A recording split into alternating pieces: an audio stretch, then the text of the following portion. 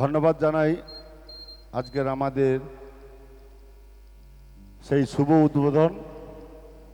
আজকের এই ছোট্ট চিন্তাভাবনা, যাকে অনেক ধন্যবাদ জানাই, সেই প্রভাস দা।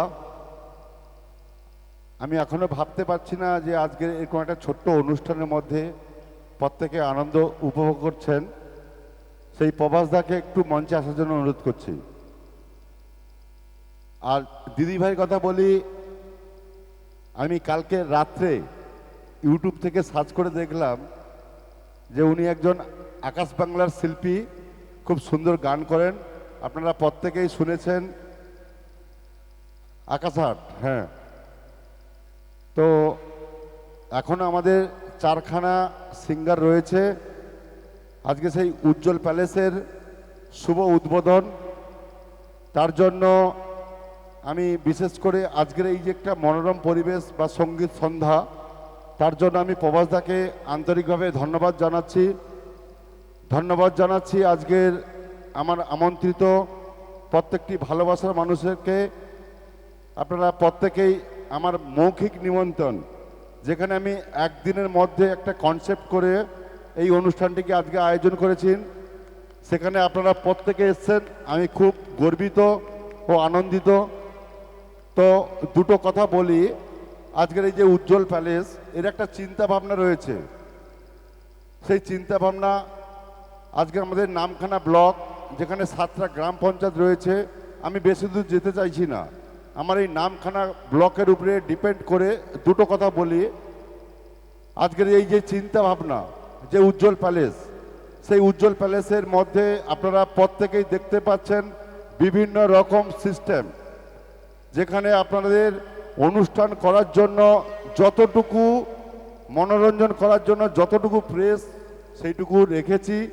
আমি চেষ্টা করব আগামী দিনে আরও সুন্দরভাবে ডেকোরেশন করে আপনাদেরকে প্রত্যেকটা মানুষকে মনোরঞ্জন করার জন্য সেই পরিবেশ তৈরি করব। আপনারা আশীর্বাদ করুন। আর সর্বোপরি কথা বলি, একটা কথা না হলে আমি এখনো অবধি থাকতে পারছি না। আমার অনেক কষ্ট, হয়তো একটু কান্না পাচ্ছে। আমার সেই বাবা আজকে নেই, সেই বাবার আশীর্বাদ ছিল বলে আজকে আমি একটা পরিবেশ তৈরি করতে পেরেছি। প্রত্যেকে আশীর্বাদ করুন। আজকের আমাদের এই নামখানা ব্লকে প্রত্যেকের মধ্যে অনুষ্ঠান করার ইচ্ছা থাকে, বিভিন্ন পরিবেশের মধ্যে তাদের সম্মুখীন হতে হয়। তো সেই সম্মুখীন হতে হবে না, উজ্জ্বল প্যালেসে আসবেন। প্রত্যেকটা পরিষেবা আমি দেওয়ার জন্য অঙ্গীকার। আমি সেই কর্ণধর নয়, আমি একটা আপনাদের গ্রামের ছেলে, সেই উজ্জ্বল আপনাদেরকে কথা দিচ্ছি, যে যার যেভাবে সার্কুলার আছে, যেভাবে পরিচিত আছে, কোনো অর্থের জন্য নয়, এটা একটা চিন্তা ভাবনা, আমার একটা ছোট প্রয়াস। আগামী দিনে যেন এই উজ্জ্বল প্যালেসটা উজ্জ্বল হয়ে উঠুক, আমি এইটুকু কামনা করছি। আপনারা প্রত্যেকে আশীর্বাদ করবেন। আর তৎসক বলি, আর একটা কথা না বলে আমি থাকতে পারছি না, আমি বলতে গিয়ে কান্না পাচ্ছে। আজকের হয়তো আমি এই বাড়িটা বানাতে গিয়ে যার অক্লান্ত পরিশ্রম